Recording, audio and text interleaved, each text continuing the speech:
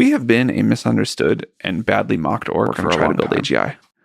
So OpenAI and DeepMind was a small collection of folks who were brave enough to talk about AGI in the face of mockery.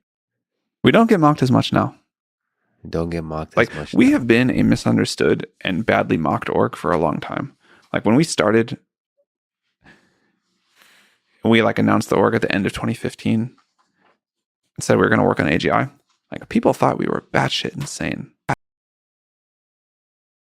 Please allow me to say a few words about the possibilities and the dangers of AI in this current moment in the history of human civilization. I believe it is a critical moment.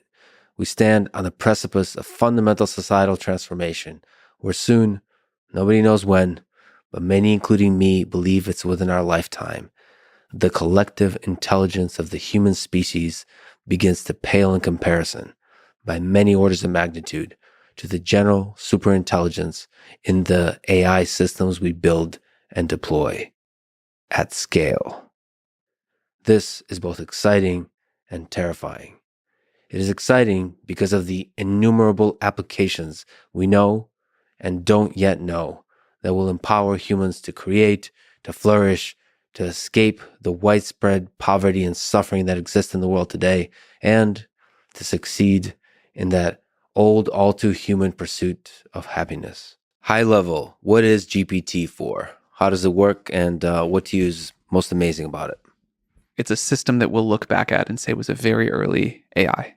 And it's slow, it's buggy, it doesn't do a lot of things very well, but neither did the very earliest computers.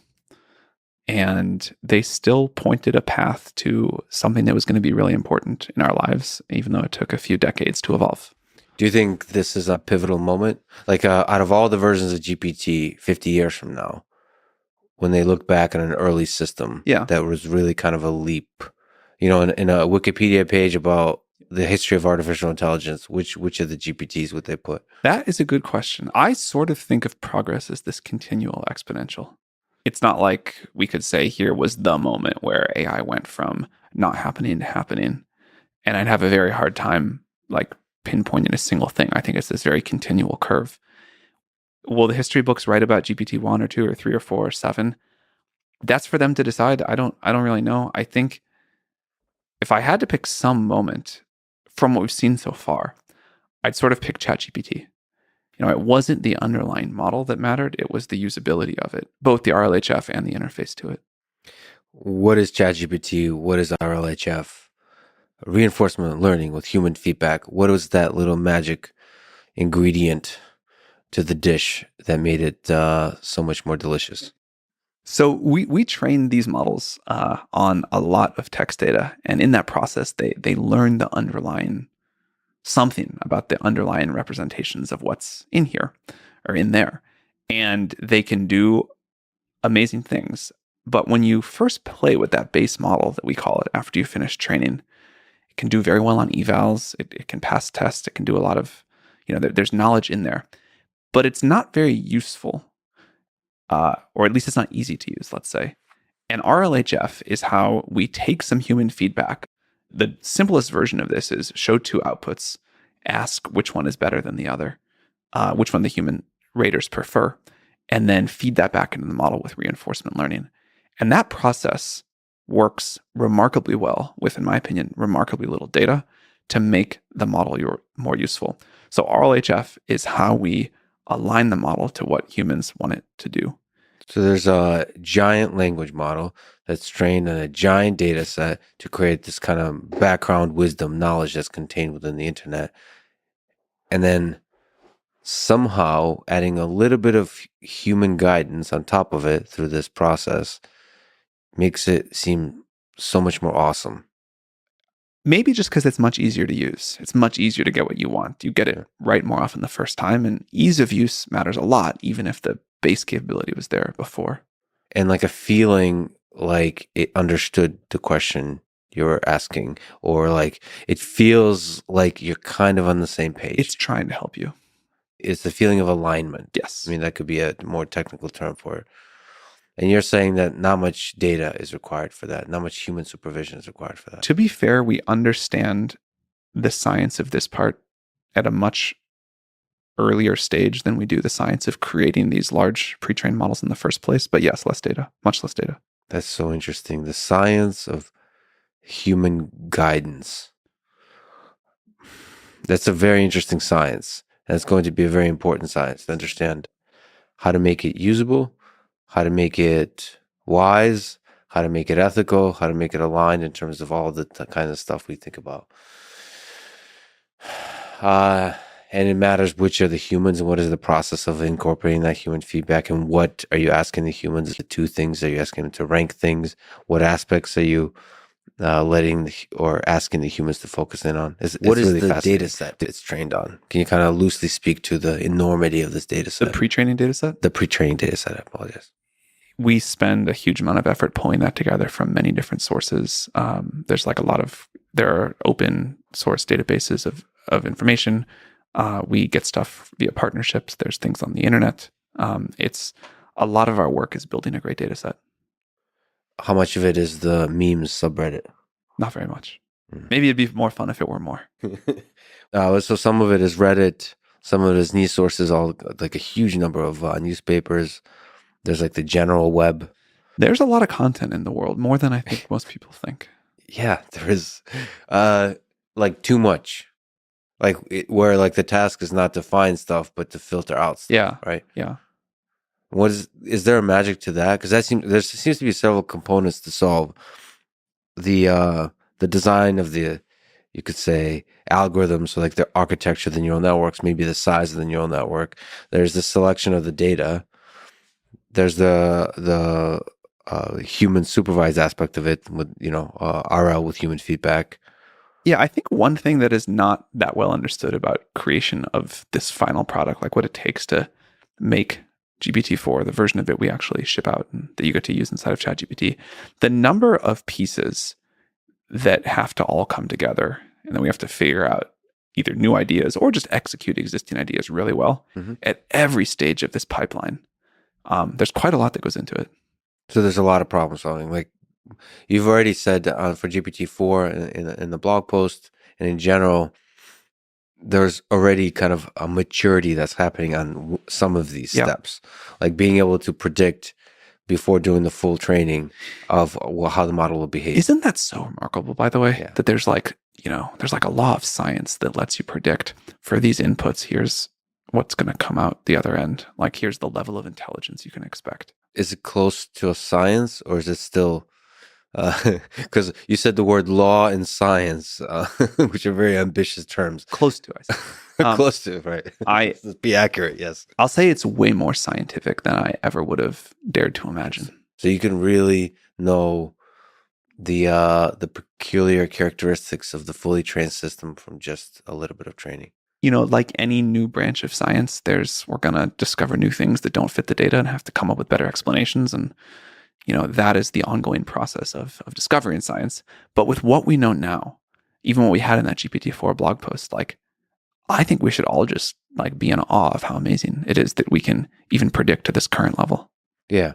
You can look at a 1-year-old baby and predict how it's going to do on the SATs. I don't know. Seemingly an equivalent one, but because here we can actually in detail introspect various aspects of the system, you can predict. That said, just to jump around, you said the language model that is GPT-4, it learns in quotes something. In terms of science and art and so on, is there within OpenAI, within like folks like yourself and Ilyas Eskever and the engineers, a deeper and deeper understanding of what that something is? Or is it still a kind of beautiful, magical mystery? Well, there's all these different evals that we could talk about. And what's an eval? Oh, like how we measure a model as we're training it after we've trained it and say like, how good is this at some set of tasks? And also just on a small tangent, thank you for sort of open sourcing the evaluation process. Yeah. I think that'll be really helpful. But the one that really matters is, we pour all of this effort and money and time into this thing. And then what it comes out with, Like, how useful is that to people? How much delight does that bring people? How much does that help them create a much better world, new science, new products, new services, whatever? And that's the one that matters. And understanding for a particular set of inputs, like how much value and utility to provide to people, I think we are understanding that better. Um, do we understand everything about why the model does one thing and not one other thing? Certainly not always, but I would say we are pushing back like the fog of war more and more, and we are, it took a lot of understanding to make GPT-4, for example. But I'm not even sure we can ever fully understand. Like you said, you would understand by asking it questions, essentially, because it's compressing all of the web, like a huge swath of the web, into a small number of parameters, into one organized black box that is human wisdom. What is that? Human knowledge, let's say. Human knowledge. It's a good difference. Is there a difference between knowledge? So there's facts and there's wisdom. And I feel like GPT-4 can be also full of wisdom. What's the leap from facts to wisdom? A funny thing about the way we're training these models is I suspect too much of the like processing power, for lack of a better word, is going into using the model as a database instead of using the model as a reasoning engine. Yeah. The thing that's really amazing about this system is that it, for some definition of reasoning, and we could of course quibble about it, and there's plenty for which definitions this wouldn't be accurate, but for some definition, it can do some kind of reasoning. And maybe like the scholars and the experts and like the armchair quarterbacks on Twitter would say, no, it can't. You're misusing the word. You're, whatever. But I think most people who have used the system would say, okay, it's doing something in this direction. And I think that's remarkable and the thing that's most exciting. And somehow out of ingesting human knowledge, it's coming up with this reasoning capability, however we want to talk about that. Now, in some senses, I think that will be additive to human wisdom. And in some other senses, you can use GPT-4 for all kinds of things and say that it appears that there's no wisdom in here whatsoever. Yeah, at least in interactions with humans, it seems to possess wisdom, especially when there's a continuous interaction of multiple prompts. So I think what on the ChatGPT side, it says the dialogue format makes it possible for ChatGPT to answer follow-up questions, admit its mistakes, challenge incorrect premises, and reject inappropriate requests. But also, there's a feeling like it's struggling with ideas. Yeah. It's always tempting to anthropomorphize this stuff too much, Right, but I sure. also feel that way. Maybe I'll take a small tangent towards Jordan Peterson, who posted on Twitter this kind of political question. Everyone has a different question they want to ask ChatGPT first, right? Like the different directions you want to try the dark thing. It somehow says a lot about people what they try first first. thing. First thing. Oh no. We don't have to reveal what I asked first. Not. I of course ask mathematical questions. I've never asked anything dark.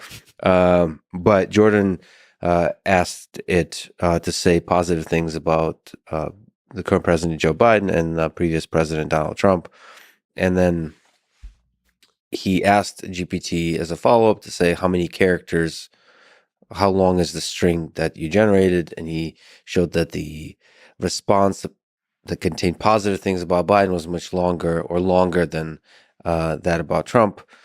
And Jordan asked the system can you rewrite it with an equal length string, which all of this is just remarkable to me that it understood, but it failed to do it.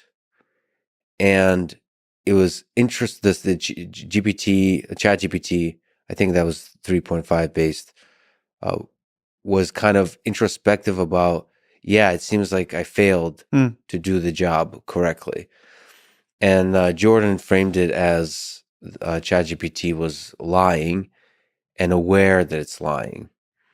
But that framing, that's a human anthropomorphization, I think. But that kind of, there seemed to be a struggle within GPT to understand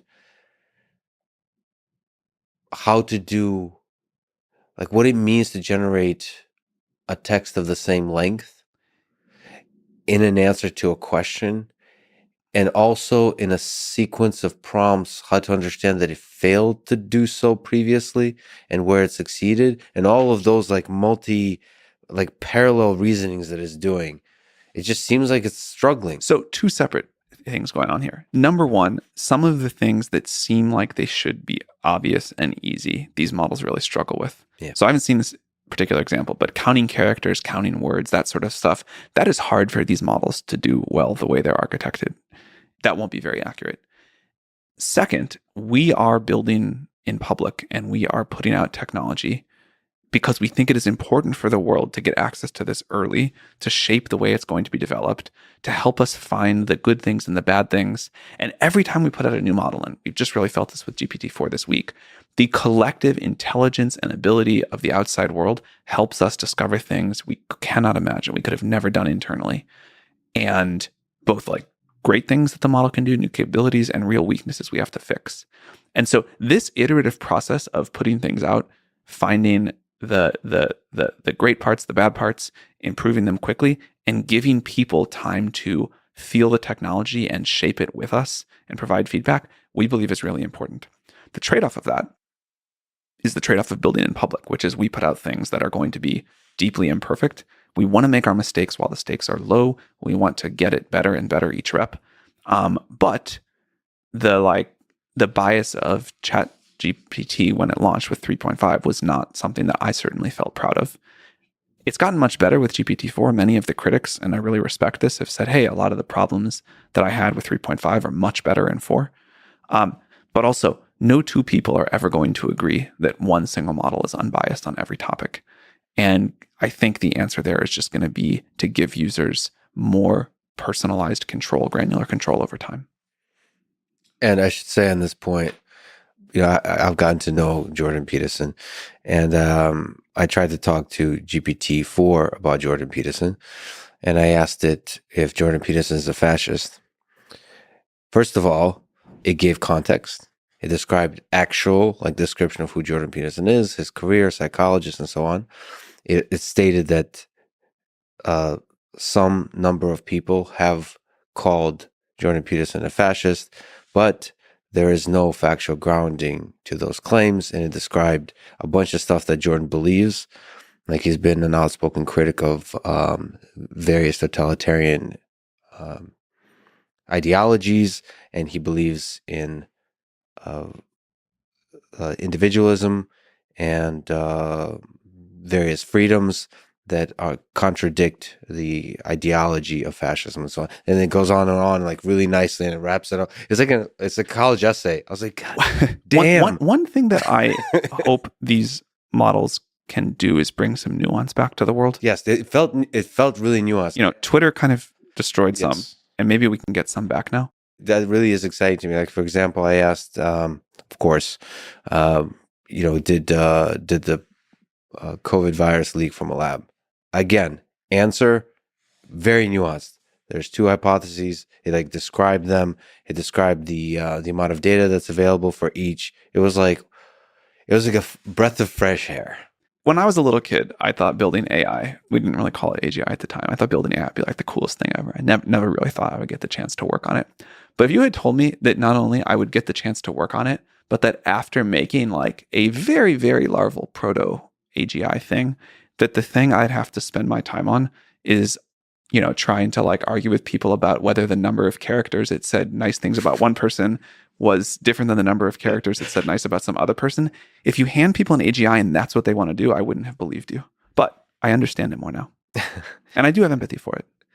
So what you're implying in that statement is we took such giant leaps on the big stuff and we're complaining or arguing about small stuff. Well, the small stuff is the big stuff in aggregate, so I get it. It's just I also I get why this is such an important issue. This is a really important issue, but that somehow somehow this is the thing that we get caught up in versus what is this going to mean for our future? Now, maybe you say, this is critical to what this is going to mean for our future. The thing that it says more characters about this person than this person, and who's deciding that and how it's being decided and how the users get control over that. Maybe that is the most important issue, but I wouldn't have guessed it at the time. when I was like 8-year-old. Yeah, I mean, there is, and there's folks at OpenAI, including yourself, that do see the importance of these issues to discuss about them under the big banner of AI safety. That's something that's not often talked about with the release of GPT-4, how much went into the safety concerns, how long also you spend on the safety concern. Can you go through some of that process of Yeah, sure. what went into AI safety considerations of GPT-4 release? So we finished last summer. We immediately started giving it to people to red team. We started doing a bunch of our own internal safety evals on it. We started trying to work on different ways to align it. And that combination of an internal and external effort, plus building a whole bunch of new ways to align the model. And we didn't get it perfect by far, but one thing that I care about is that our degree of alignment increases faster than our rate of capability progress. And that I think will become more and more important over time. And I think we made reasonable progress there to a more aligned system than we've ever had before. I think this is the most capable and most aligned model that we've put out.